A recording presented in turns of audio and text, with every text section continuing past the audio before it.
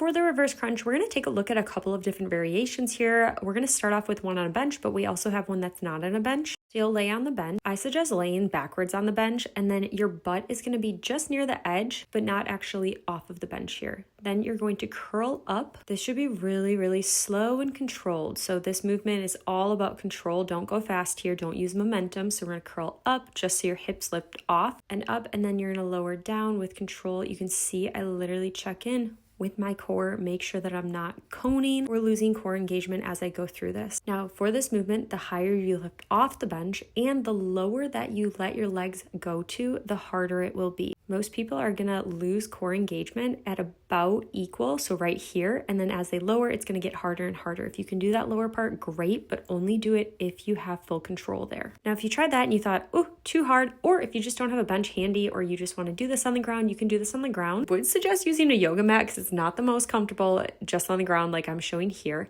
but essentially it's the same movement, but you're just gonna put your hands out to the side rather than behind your head.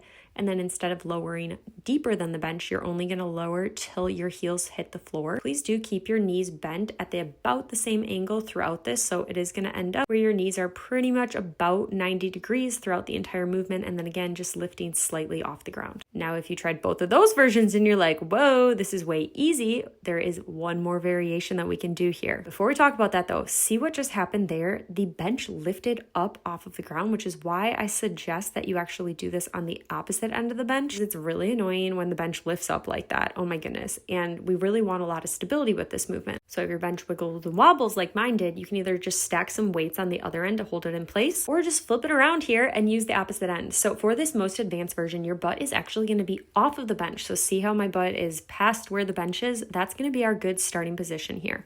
Now for this toughest version, you're actually going to do it with straight legs, making sure again that as you lower your legs, you're not losing core engagement, and then you can bend your legs to come back up. That is going to be easier than if you keep straight legs both down and up. So here I'm bringing them back up, then reverse crunching off of the bench, slowly descending and allowing my legs to drop down. Now this is genuinely really, really freaking hard. If you find this easy, trust me when I say something is not right with our setup. Now my personal favorite variation is this one that I'm about to show you here. So it's where your butt is off the edge of the bench, but then we're using bent legs the entire time. So you get a fuller range of motion by lowering your legs past the bench here than you would with the floor, for example. But because we're bending our legs, it is going to be a little bit easier, and it does make it a little bit easier to get that really good contraction and maintain control versus when our legs are straight, it's a longer lever and thus more difficult. Okay, and now let's go through the hardest variation here. Butt is completely off the bench, arms are holding on behind us, and then we're gonna come up and we're gonna be using straight legs. So we're gonna lift up off of this, curve the spine, and then slowly descend, maintaining core engagement, and then keeping those legs straight the entire time. So again, it's essentially the same movement. We're just either bending our legs the entire time, keeping our legs bent part of the time, or straight part of the time, or straight the whole time. And then we're either adding difficulty by using a bench so that there's a bigger range of motion, or we're just doing it on the ground. No matter what variation of this movement you're doing, this is all about core engagement. So please, if you are noticing that there's any arching to your spine or coning, back it down.